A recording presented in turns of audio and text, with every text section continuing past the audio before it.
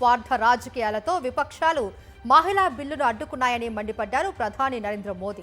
దేశ హితమే తమకు ముఖ్యమని, అందువల్లే మహిళా రిజర్వేషన్ బిల్లు తీసుకువచ్చామన్నారు.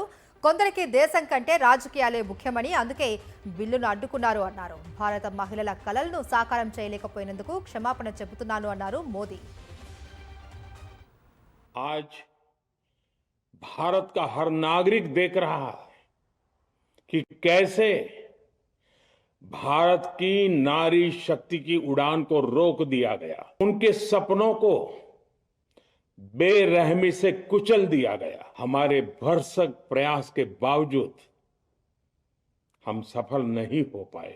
नारी शक्ति वंदन अधिनियम में संशोधन नहीं हो पाया और मैं इसके लिए सभी माताओं बहनों उनसे मैं क्षमा प्रार्थी हूं। कांग्रेस, डीएमके, टीएमसी और समाजवादी पार्टी जैसे दलों की स्वार्थी राजनीति का नुकसान देश की नारी शक्ति को उठाना पड़ा है। कांग्रेस महिला आरक्षण के विषय से ही नफरत करती है। उसने हमेशा से ही महिला आरक्षण को रोकने के लिए षड्यंत्र किए हैं। हर बार कांग्रेस ने इसमें रोड़े अटकाए हैं। इस बार भी कांग्रेस और उसके साथियों ने महिला आरक्षण को रोकने के लिए एक के बाद एक नए झूठ का सहारा लिया।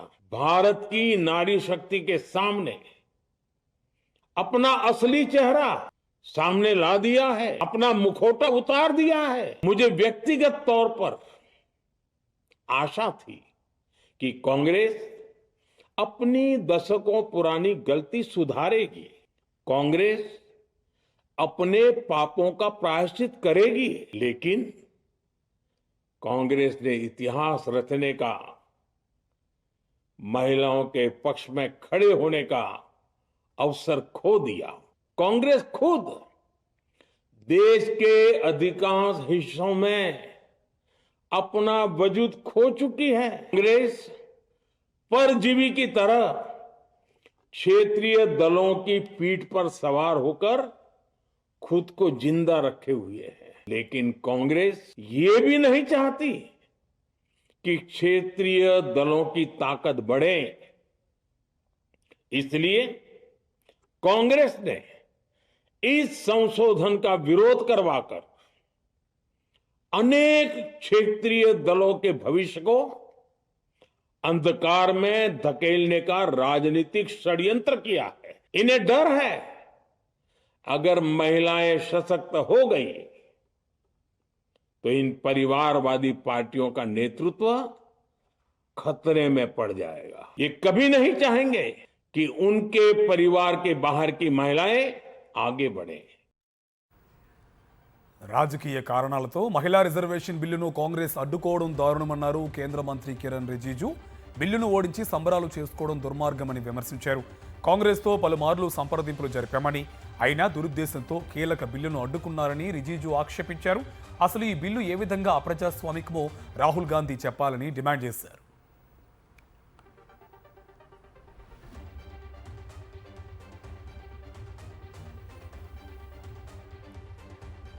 మహిళా రిజర్వేషన్లను అడ్డుకొని కాంగ్రెస్ దాని మిత్రపక్షాలు సంబరాలు చేసుకోవడం దారుణమని మండిపడ్డారు బీజేపీ నేత స్మృతి ఇరానీ.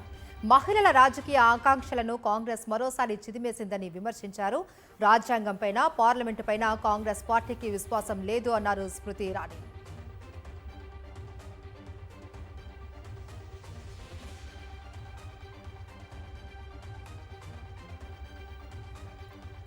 మహిళలకు రిజర్వేషన్లు కల్పించాలని ప్రధాని నిజంగా భావిస్తే 2023 చట్టాన్ని తక్షణమే అమలు చేయాలని కాంగ్రెస్ ఎంపీ ప్రియాంక వాద్రా డిమాండ్ చేశారు. మహిళా రిజర్వేషన్ల ముసుగులో భారత ఎన్నికల ముఖ చిత్రాన్ని మార్చే కుట్రను వ్యతిరేకిస్తున్నామని స్పష్టం చేశారు.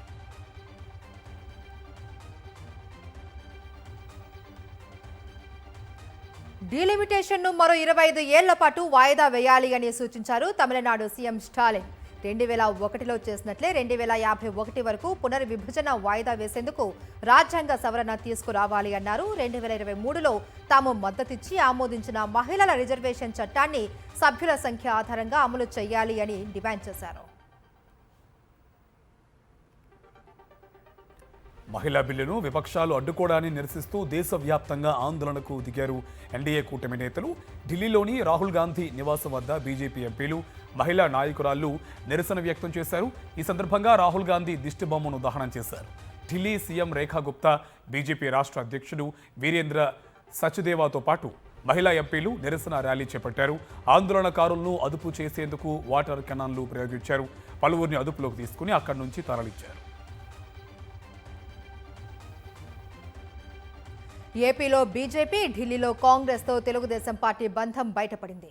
మహిళా రిజర్వేషన్ బిల్లును వ్యతిరేకించిన కాంగ్రెస్తో టీడీపీ చట్టాపట్టాలు వేసుకుని తిరుగుతోంది.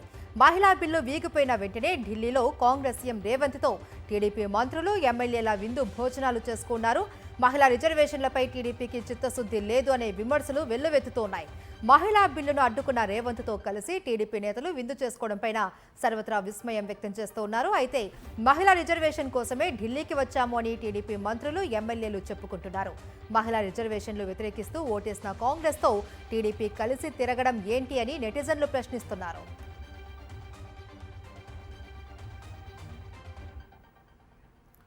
మహిళా రిజర్వేషన్ బిల్లుపై చంద్రబాబుకు ఉన్న చిత్తశుద్ధి ఏంటి అని ప్రశ్నించారు వైఎస్ఆర్సీపీ ఎమ్మెల్సీ లేళ్ల అప్పిరెడ్డి. ఓవైపు మహిళా బిల్లు అడ్డుకున్న విపక్షాలకు వ్యతిరేకంగా చంద్రబాబు నిరసన చేస్తే, అదే బిల్లును అడ్డుకున్న కాంగ్రెస్ సీఎం రేవంత్తో టీడీపీ మహిళా నేతలు, మంత్రులు భేటీ అయ్యారని విమర్శించారు. చంద్రబాబుకు రేవంత్కు ఉన్న లోపాయికారి ఒప్పందం ఏంటని ప్రశ్నించారు. సీమ ఎత్తిపోతల పథకం తానే ఆపించానన్న రేవంత్ వ్యాఖ్యలపై ఇప్పటి వరకు చంద్రబాబు స్పందించలేదన్నారు లేళ్ల అప్పిరెడ్డి. ఢిల్లీలో మీకు సంబంధించినటువంటి మహిళా మంత్రులు, శాసనసభ్యురాళ్ళు, శాసనమండలి సభ్యురాళ్ళు అందరూ కలిసి రేవంత్ రెడ్డితో కలిసి మాట్లాడుతూ ఉన్నారు. మీ మంత్రులు కలిసి మాట్లాడుతూ ఉన్నారు. ఈయనేమో మహిళా బిల్లును అడ్డుకుంటాడు, డిలిమిటేషన్ బిల్లు అడ్డుకుంటానికి ఢిల్లీ వచ్చినటువంటి వ్యక్తి. అసలు ఏమిటి లోపాయికారి ఒప్పందాలని చెప్పి ఈ సందర్భంగా అడగదలుచుకున్నా. మీకున్నటువంటి చిత్తశుద్ధి ఏందని అడుగుతా ఉన్నా. మీ బంధాలు, అనుబంధాలు ఈ రాష్ట్ర ప్రయోజనాల్ని అడ్డంగా అడ్డుకుంటుంటే, కనీసం నోరు విప్పి మాట్లాడలేనటువంటి పరిస్థితిలో మీరున్నారంటే రాష్ట్ర ప్రజానీకం ఎవరికి చెప్పుకోవాలని చెప్పి నేను అడుగుతా ఉన్నా. విపక్షాల ఐక్యతతో కేంద్రం ఓడిపోయింది అన్నారు ముఖ్యమంత్రి రేవంత్ రెడ్డి. చిన్న సవరణతో మహిళా రిజర్వేషన్లు పెంచవచ్చు అని, కానీ సీట్లు పెంచడానికి మహిళా రిజర్వేషన్ల ముసుగు వేశారు అని మండిపడ్డారు. రాజ్యాంగాన్ని మార్చేందుకు బీజేపీ కుట్ర చేసిందని, వాటిని కాంగ్రెస్ సమర్థవంతంగా అడ్డుకుంది అన్నారు.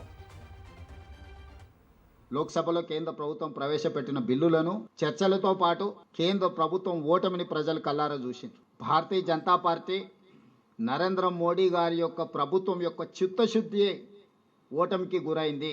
చిత్తశుద్ధి లేని చట్టాలను చట్టసభలలో ప్రవేశపెట్టి ప్రేరేపితమైన రాజకీయ ప్రయోజనాల కోసం ఏదైతే ప్రయత్నం చేసిండ్రో, దేశ ప్రజలందరూ, ప్రతిపక్ష పార్టీలు అన్నీ కలిసి భారతీయ జనతా పార్టీ అహంకారాన్ని, రాజకీయ దురుద్దేశాన్ని ఓడించడం జరిగింది.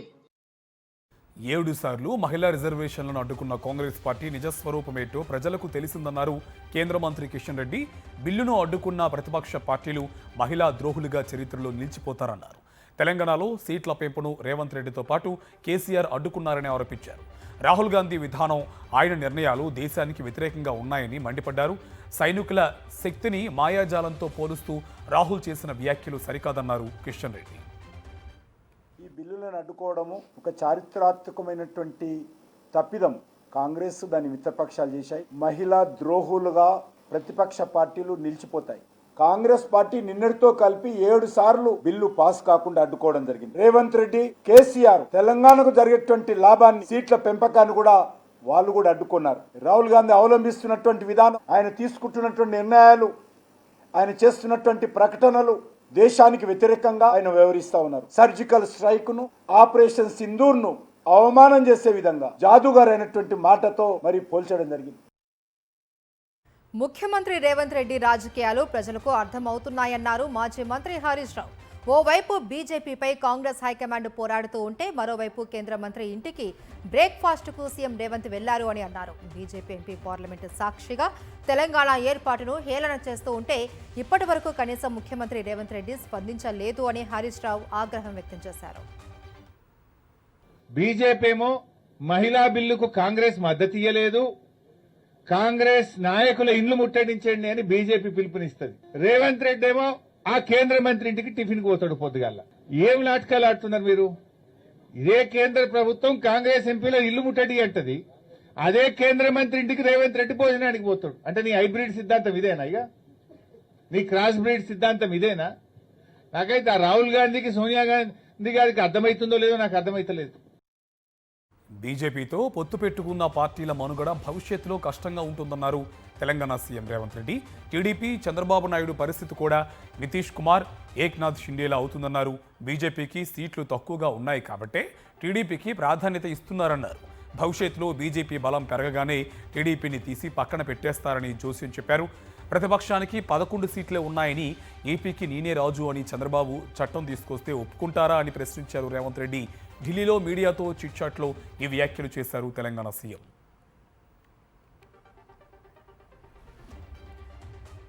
చంద్రబాబు అరాచక పాలనపై వైఎస్ఆర్సీపీ అధినేత వైఎస్ జగన్ మండిపడ్డారు. పొలిటికల్ గవర్నెన్స్ పేరుతో చేస్తున్న అక్రమ అరెస్టులు, వేధింపులపై ఆగ్రహం వ్యక్తం చేశారు. మీ ఉద్దేశంలో పరిపాలన అంటే ప్రశ్నించే గొంతుకులకు సంఖ్యల్లో వేయడమా అని చంద్రబాబును ప్రశ్నించారు. మీ ప్రభుత్వ అవినీతి అక్రమాలను ప్రశ్నిస్తే అదేమైనా దేశ ద్రోహమా అని నిలదీశారు వైఎస్ జగన్. తెలుగు రాష్ట్రాలలో ఉన్న జర్నలిస్టులపై మీకు అంత కక్ష ఎందుకు అని, వాస్తవాలు మాట్లాడితే అంత ఉలికి ఎందుకు అని ప్రశ్నించారు. బీసీ వర్గానికి చెందిన సీనియర్ జర్నలిస్టు పూడి శ్రీహరి చేసిన తప్పేంటి అన్నారు వైఎస్ జగన్. అతనిపై అక్రమ కేసు పెట్టి ఇంట్లో సోదాలు చేయడాన్ని తప్పుపట్టారు. మీరు పెడుతున్న పోస్టులకు రోజు ఎంతమందిని అరెస్టు చేయాలో చెప్పాలి అన్నారు వైఎస్ జగన్. తెలంగాణ జర్నలిస్ట్ కేవీఆర్పై తప్పుడు కేసులు పెట్టి వేధించడం జంగిల్ రాజ్ కాదా అని కూటమి ప్రభుత్వాన్ని వైఎస్ జగన్ నిలదీశారు. ఆయన కుటుంబ సభ్యులను భయభ్రాంతులకు గురి చేస్తూ ఇంట్లో తిష్ట వేయడం ఏంటి అన్నారు. ఈ ఘటన రెడ్ బుక్ పాలనకు నిదర్శనం కాదా అని మండిపడ్డారు. పొలిటికల్ గవర్నెన్స్ ముసుగులో ఇన్ని అరాచకాలకు పాల్పడడం ఏంటి అని ప్రశ్నించారు వైఎస్ జగన్. అత్యాచారాలు, హత్యల్లో నిందితులుగా ఉన్న టీడీపీ నేతలపై ఎందుకు చర్యలు తీసుకోవడం లేదు అని ప్రశ్నించారు. దేవుడు, ప్రజలు మీకు బుద్ధి చెప్పే రోజు దగ్గరలోనే ఉంది అన్నారు.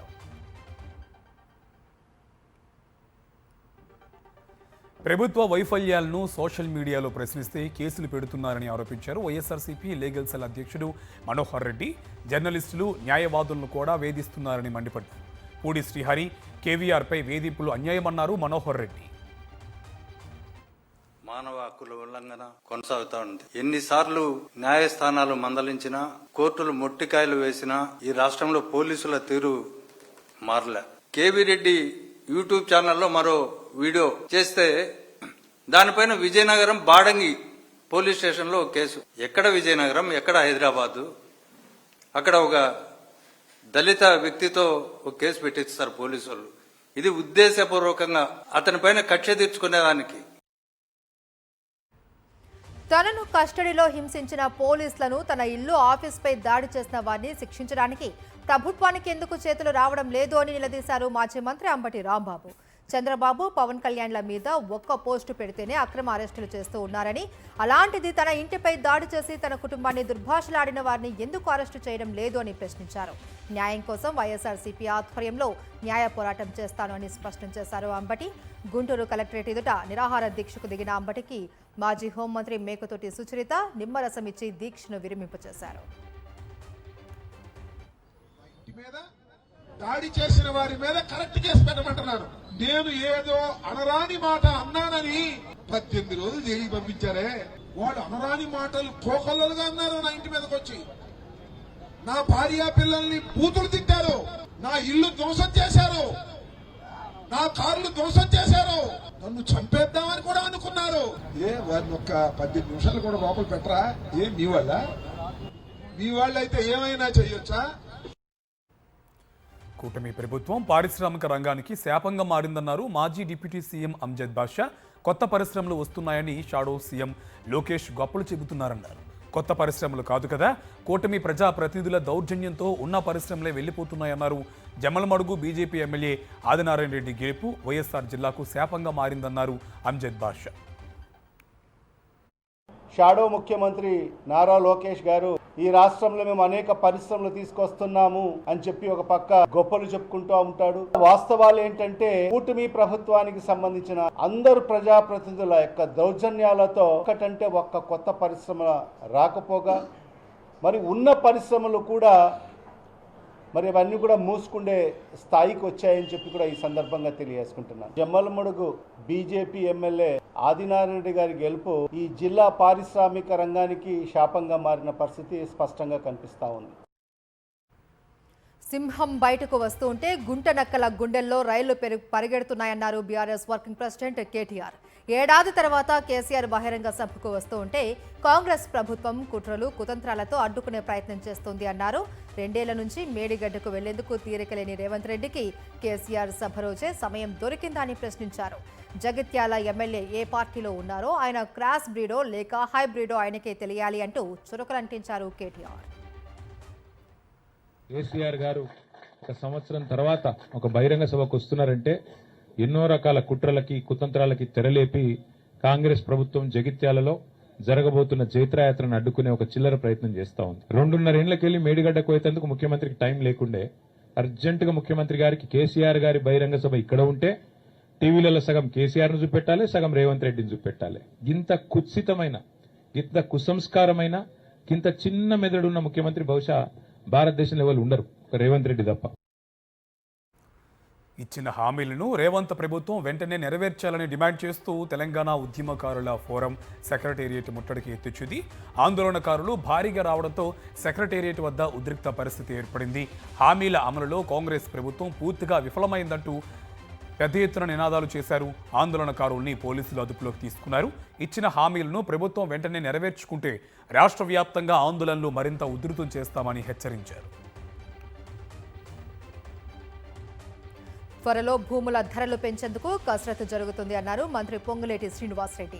కాంగ్రెస్ ప్రభుత్వం ఏర్పడిన నాటి నుంచి ల్యాండ్ వాల్యూ పెంచలేదు అని గుర్తు చేసిన ఆయన ధరణి సమస్యలు భూభారత్తో పరిష్కారం అవుతాయన్నారు. భూముల రిజిస్ట్రేషన్ మ్యాప్తో ఈ నెల 20వ తేదీ నుంచి ప్రారంభమవుతాయన్నారు. రెవెన్యూలో కొత్త పాలసీ తేబోతూ ఉన్నామని అందుకు కసరత్తు జరుగుతుందని వెల్లడించారు. సమ్మర్ అయ్యాకే జడ్పీటీసీ, ఎంపీటీసీ ఎన్నికలు జరగవచ్చు అన్నారు. అసైన్డ్ భూములపై ఎక్కువ కంప్లైంట్స్ ఉన్నాయని వాటిని త్వరలోనే పరిష్కరిస్తామని చెప్పారు పొంగులేటి. కాళేశ్వరం ప్రాజెక్టుపై రేవంత్ రెడ్డి ప్రభుత్వం కుట్రలు చేస్తోందని మండిపడ్డారు మాజీ మంత్రి ఎర్రబెల్లి దయాకర్రావు. మేడిగడ్డ బ్యారేజ్కి మరమ్మతులు చేయకుండా కాలయాపన చేస్తున్నారన్నారు. ఈ ప్రభుత్వంపై నమ్మకం కోల్పోయిన ప్రజలు బుద్ధి చెప్పేందుకు సిద్ధంగా ఉన్నారన్నారు. ఇక బీఆర్ఎస్ మాజీ ఎంపీ, మాజీ ఎమ్మెల్యేలు వరంగల్ జిల్లా నాయకులతో కలిసి జయశంకర్ భూపాలపల్లి జిల్లా మేడిగడ్డ లక్ష్మీ బ్యారేజ్ని సందర్శించారు. అనకాపల్లిలో ఆంధ్రప్రదేశ్ టీచర్స్ ఫెడరేషన్ ఆధ్వర్యంలో ఉద్యోగులు ధర్నా బాట పట్టారు. విద్యారంగంలో ఉన్న సమస్యలను ప్రభుత్వం దృష్టికి తీసుకువెళ్తున్నా పట్టించుకోవడం లేదు అని ఉపాధ్యాయ సంఘం రాష్ట్ర కార్యదర్శి వెంకటపతిరాజు మండిపడ్డారు. ఉపాధ్యాయులకు ఇచ్చిన యాప్స్తో పనిభారం పెరుగుతుందని, దాన్ని తగ్గించాలి అని, ఒకే స్కూల్లో తెలుగు, ఇంగ్లీష్ మీడియంలో బోధన ఉండాలి అని చెబుతున్నప్పటికీ దాన్ని ప్రభుత్వం పెడచెవిన పెడుతుందని ఆగ్రహం వ్యక్తం చేశారు. ఏకో పాఠశాల విద్యా విధానం, ప్రభుత్వ పాఠశాలల్లో విద్యార్థుల సంఖ్య తగ్గిపోతుందని వాపోయారు. ప్రభుత్వం ఈ సమస్యలను తక్షణమే తీర్చాలి అని డిమాండ్ చేశారు. శ్రీకాకుళంలో చిట్టీల పేరుతో టీడీపీ నేత చేసిన భారీ మోసానికి 30 మంది బాధితులు రోడ్డున పడ్డారు. చీటీలు, వడ్డీల పేరుతో స్థానికులకు అధిక వడ్డీ ఆశ చూపి సుమారు 5 కోట్ల రూపాయలు వసూలు చేసిన టీడీపీ నేత వెంకట్రావు ఆ సొమ్ముతో పరారయ్యాడు. దీంతో బాధితులు దేవాంగుల వీధిలోని అతని ఇంటి ముందు నిరసనకు దిగారు. గతంలోనే పోలీసులను, ఎమ్మెల్యేలను కలిసినప్పటికీ ఎటువంటి లాభం లేకపోయిందని బాధితులు ఆవేదన వ్యక్తం చేస్తున్నారు. అనకాపల్లి రైల్వే స్టేషన్లో నూతనంగా నిర్మిస్తున్న ఫుట్పాత్ బ్రిడ్జ్ కూలిపోయింది. వంతెన కూలిన ఘటనలో 2కి గాయాలయ్యాయి. గాయపడ్డ వారిని అనకాపల్లి ఏరియా ఆసుపత్రికి తరలించారు రైల్వే పోలీసులు. రైలు పట్టాలపై పడిన ఇనుప పద్దీలను రైళ్ల రాకపోకలకు అంతరాయం లేకుండా యుద్ధ ప్రాతిపదికన తొలగించారు రైల్వే సిబ్బంది. అల్లూరు జిల్లా డుంబ్రిగూడలో మహిళపై నాటు తుపాకీతో కాల్పులు జరిపాడు లక్ష్మణరావు. మహిళకు తీవ్ర గాయాలు కావడంతో అరకు ఏరియా ఆసుపత్రికి తరలించారు. బాలిక త్రుటిలో తప్పించుకోవడంతో కాలుకు తుపాకీ తోట తగిలి గాయమైంది. భూ తగాదాలో సొంత కుటుంబ సభ్యులపైనే కాల్పులు జరపడం తీవ్ర కలకలం రేపింది. భీమల పరిస్థితి విషమంగా ఉండడంతో విశాఖ కేజీహెచ్కు తరలించాలని సూచించారు వైద్యులు.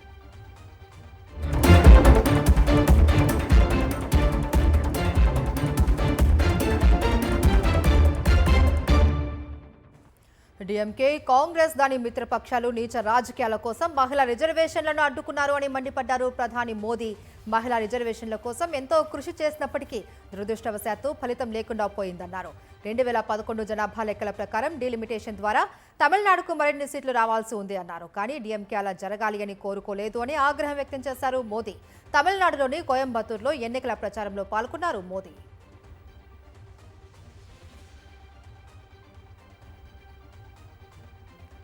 తమిళనాడుతో పాటు దక్షిణాది రాష్ట్రాలు, ఈశాన్య రాష్ట్రాలను బలహీనం చేయడానికి బీజేపీ కుట్ర చేసిందని ఆరోపించారు కాంగ్రెస్ నేత రాహుల్ గాంధీ. కేంద్రం ప్రవేశపెట్టిన మహిళల రిజర్వేషన్ల వెనుక నియోజకవర్గాల పునర్విభజన దాగి ఉందన్నారు. అందుకే పార్లమెంటులో ఆ బిల్లును తాము అడ్డుకున్నట్టు తెలిపారు. ఆర్ఎస్ఎస్, బీజేపీ కలిసి తమిళ భాష, సంస్కృతి, సంప్రదాయాలను దెబ్బతీయాలని ప్రయత్నిస్తున్నాయని మండిపడ్డారు రాహుల్ గాంధీ. ప్రధాని నరేంద్ర మోదీ అధ్యక్షతన సమావేశమైన కేంద్ర కేబినెట్ పలు కీలక నిర్ణయాలు తీసుకుంది. పీఎంజీఎస్వై 3వ దశను 2028 వరకు కొనసాగించేందుకు నిర్ణయించింది. ఈ పథకం కోసం 83,977 రూపాయలు కేటాయించనున్నారు. భారత్ మ్యారిటైమ్ ఇన్సూరెన్స్ పూల్ ఏర్పాటు ప్రతిపాదనకు ఆమోద ముద్ర వేసింది. ఇందుకోసం 12,980 కోట్ల రూపాయలు కేటాయించనుంది. నిడదవోలు, దువ్వాడ రైల్వే లైన్ల నిర్మాణానికి గ్రీన్ సిగ్నల్ ఇచ్చిన మోదీ మంత్రివర్గం 9,889 కోట్లతో రాజమండ్రి, విశాఖ మధ్య 3rd and 4th లైన్లు అభివృద్ధి చేసేందుకు ఆమోదం తెలిపారు. ఇక రాజమండ్రి, విశాఖ నూతన రైల్వే లైన్స్ నిర్మాణంలో భాగంగా గోదావరి నదిపై 4.3 కిలోమీటర్ల పొడవైన కొత్త రైల్ బ్రిడ్జ్ నిర్మించనున్నట్లు రైల్వే మంత్రి అశ్విని వైష్ణవ్ వెల్లడించారు. కేంద్ర ప్రభుత్వ ఉద్యోగులు, పెన్షనర్లకు గుడ్ న్యూస్ చెప్పింది కేంద్రం. డియర్నెస్ అలవెన్స్ను పెంచుతూ నిర్ణయం తీసుకుంది. ఉద్యోగులకు డిఏ, పెన్షనర్లకు డిఆర్లను 2% పెంచింది మోదీ సర్కార్. దీంతో డిఏ 58 నుంచి 60% పెరిగింది. ఈ ఏడాది జనవరి 1 నుంచి ఈ పెంపు వర్తించనుంది. ఈ నిర్ణయంతో 50.5 లక్షల మంది కేంద్ర ప్రభుత్వ ఉద్యోగులు, 68.3 లక్షల మంది పెన్షనర్లకు లాభం చేకూరనుందని తెలిపారు కేంద్ర మంత్రి అశ్విని వైష్ణవ్.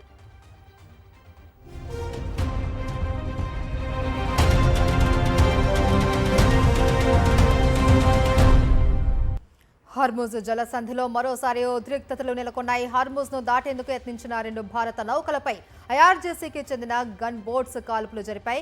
కేష్ము, లరక్ ద్వీపాల మధ్య ఈ దాడి జరిగినట్లు తెలుస్తోంది. అయితే ట్యాంకర్లు, అందులోని సిబ్బంది సురక్షితంగా ఉన్నట్లు United Kingdom maritime trade operations centre వెల్లడించింది. దాడి నేపథ్యంలో 2 నౌకలు వెనుదిరిగి వెళ్లిపోయాయి. మరోవైపు ఇండియాకు చెందిన దేశ్ గరిమా అనే నౌక హార్ముజ్ను దాటింది. ఇరాన్తో ఒప్పందంపై కీలక వ్యాఖ్యలు చేశారు అమెరికా అధ్యక్షుడు డొనాల్డ్ ట్రంప్. మళ్లీ బాంబులు పడతాయంటూ వార్నింగ్ ఇచ్చారు. బుధవారంలోగా ఇరాన్ తమతో ఒప్పందం కుదుర్చుకోవాలన్నారు. ఒప్పందం ఖరారు కాకుంటే 21వ తేదీ తర్వాత సీజ్ ఫైర్ పొడిగించకపోవచ్చని తెలిపారు. ఇస్లామాబాద్ వేదికగా అమెరికా, ఇరాన్ మధ్య సోమవారం మరోసారి చర్చలు జరగనున్నట్టు వార్తలు వస్తున్నాయి. ఈ క్రమంలోనే ఇరాన్కు ట్రంప్ అల్టిమేటం ఇచ్చారు. ఇరాన్ యురేనియంను అమెరికాకు తరలిస్తాము అన్నారు ట్రంప్. ఇరాన్తో కలిసి దాని అణు కేంద్రాల నుంచి శుద్ధి చేసిన యురేనియంను భౌతికంగా వెలికి తీయనున్నట్లు పేర్కొన్నారు. తవ్వకాల కోసం తమకు భారీగా సామాగ్రి కావాల్సి ఉంటుంది అన్నారు. ఇరాన్ యురేనియంను త్వరలోనే అమెరికా భూభాగంలోకి తరలిస్తామని వెల్లడించారు. అణ్వాయుధాన్ని వదిలేస్తాము అని ఇరాన్ నుంచి తమకు స్పష్టమైన హామీ వచ్చింది అన్నారు ట్రంప్. ట్రంప్ వరుస హెచ్చరికలు చేస్తున్నా ఇరాన్ నాయకత్వం అస్సలు తగ్గడం లేదు. ఇరాన్ న్యూక్లియర్ హబ్ ఇస్ఫహాన్ నగరంలో పర్యటించారు. ఆ దేశ అధ్యక్షుడు పెజెష్కియాన్ సైకిల్ రైడ్ చేస్తూ కనిపించారు. అమెరికా దాడుల్లో తీవ్రంగా నష్టపోయిన నగరాల్లో ఇస్ఫహాన్ ఒకటి. ఇక్కడ ఇరాన్కు చెందిన అతిపెద్ద న్యూక్లియర్ ప్లాంట్ ఉంది. ఫ్రాన్స్ అధ్యక్షుడు ఇమాన్యుయల్ మాక్రాన్, ఇటలీ ప్రధాని జార్జియా మెలోని మధ్య జరిగిన వింత ఆలింగనం ఇప్పుడు నెట్టింట వైరల్ అవుతుంది. అధికారిక వేడుకలో మాక్రాన్ అకస్మాత్తుగా మెలోనిని హత్తుకొని ఆమె బుగ్గపై ముద్దు పెట్టారు. ఈ ఊహించని పరిణామానికి మెలోని సైతం ఆశ్చర్యపోయారు. ఆ సమయంలో ఆమె ఇబ్బంది పడ్డట్లు కనిపించారు. దీనిపై నెటిజన్లు కూడా భిన్నాభిప్రాయాలు వ్యక్తం చేస్తున్నారు. భర్తపై కోపంతో ఏకంగా 1,50,00,000 రూపాయల వీధిలోకి విసిరేసింది మహిళ. చైనా లాంగ్హూ జిల్లాలోని స్టార్ లేక్ సిటీలోని ఓ ఫ్లాట్ నుంచి సడన్గా నోట్ల వర్షం కురిసింది. దాదాపు 1,62,000 హాంకాంగ్ డాలర్ నోట్లను బాల్కనీ నుంచి విసిరేయడంతో దానికోసం స్థానికులంతా ఎగబడ్డారు. అయితే భర్తతో జరిగిన గొడవ వల్లే సదరు మహిళ ఇలా చేసిందని తెలుస్తోంది. ప్రస్తుతం ఆ వీడియో నెట్టింట వైరల్గా మారింది.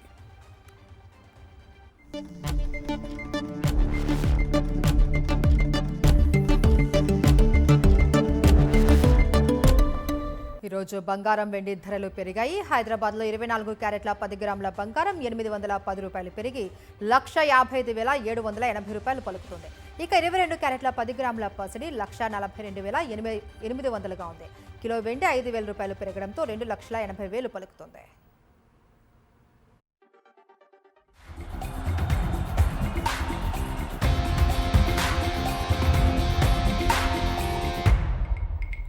స్పోర్ట్స్ అప్డేట్స్ చూద్దాం. రాయల్ ఛాలెంజర్స్ బెంగళూరుతో జరిగిన మ్యాచ్లో 6 వికెట్ల తేడాతో విజయం సాధించింది ఢిల్లీ క్యాపిటల్స్. తొలుత బ్యాటింగ్ చేసిన బెంగళూరు 8 వికెట్ల నష్టానికి 175 పరుగులు చేసింది. 4 వికెట్లు కోల్పోయిన ఢిల్లీ మరో బంతి మిగిలి ఉండగానే లక్ష్యాన్ని ఛేదించింది. 6 4లు 2 6లతో కేఎల్ రాహుల్, 4 4లు 1 6తో స్టబ్స్ కీలక ఇన్నింగ్స్ ఆడారు. ఇవి నాన్ స్టాప్ న్యూస్ డీటెయిల్స్.